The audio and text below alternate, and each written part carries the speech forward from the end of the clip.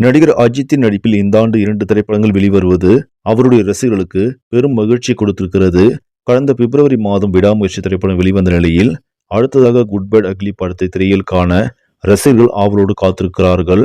அதுவும் அஜித்தின் தீவிர ரசிகரும் பிரபல இயக்குனருமான ஆதிக் ரவிச்சந்திரன் இந்த படத்தை இயக்கியுள்ளார். இப்படத்தில் அஜித்துடன் இணைந்து த்ரிஷா, அர்ஜுன் தாஸ், சுனில், பிரசன்னா உள்ளிட்ட பல நட்சத்திரங்கள் நடித்திருக்கிறார்கள். வருகிற ஏப்ரல் 10ஆம் தேதி இப்படம் வெளிவர உள்ள நிலையில் ப்ரீ புக்கிங்கில் வசூலை வாரி குவித்து வருகிறது. ரிலீஸுக்கு இன்னும் சில நாட்களே இருக்கும் நிலையில் குட் பேட் அக்லி படம் இதுவரை முன்பதிவில் மட்டுமே கிட்டத்தட்ட 60 லட்சத்திற்கும் மேலாக வசூல் செய்துள்ளது.